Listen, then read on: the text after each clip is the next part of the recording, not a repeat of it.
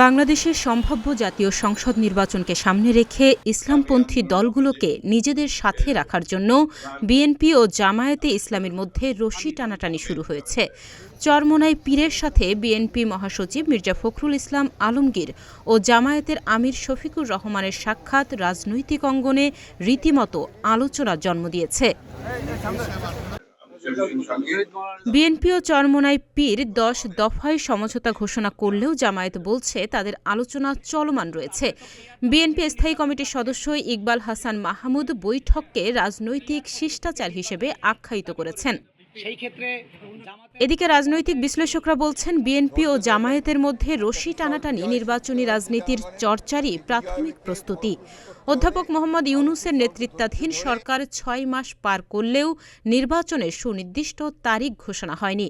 ড মোহাম্মদ ইউনূস জানিয়েছেন চলতি বছরের শেষে অথবা আগামী বছরের শুরুতে নির্বাচন হতে পারে।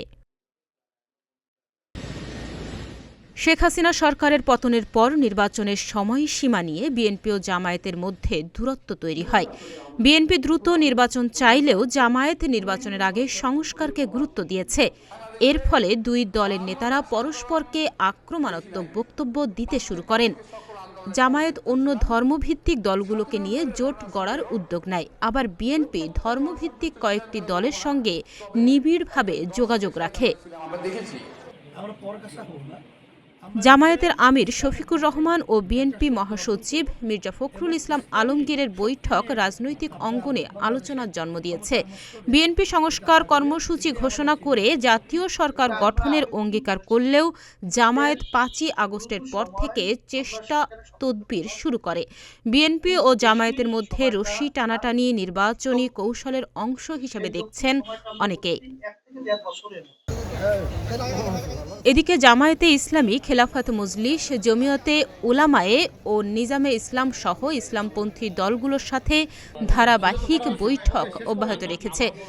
দলটির নেতারা সম্ভাব্য নির্বাচনী জোট গড়ার তৎপরতা চালাচ্ছেন।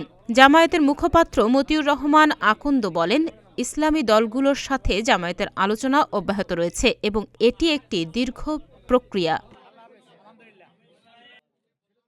বিএনপি ও জামায়াত ধর্মভিত্তিক দলগুলোকে সাথে রাখতে রশি টানাটানিতে জড়িয়ে পড়ছে কিনা এমন প্রশ্নের জবাবে তিনি বলেন, বিভিন্ন পক্ষের আলোচনা স্বাভাবিক এবং চূড়ান্ত সিদ্ধান্ত সময় এলে জানা যাবে।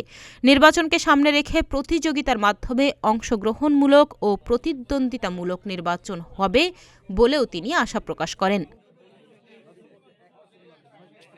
এদিকে বিশ্লেষকরা বলছেন, সম্ভাব্য নির্বাচনে ক্ষমতাচ্যুত আওয়ামী লীগের অংশগ্রহণ অনিশ্চিত হওয়ায় ইসলামপন্থী অ্যান্টি আওয়ামী লীগ ও ভারত বিরোধী দলগুলো পরস্পরের প্রতিপক্ষ হবে।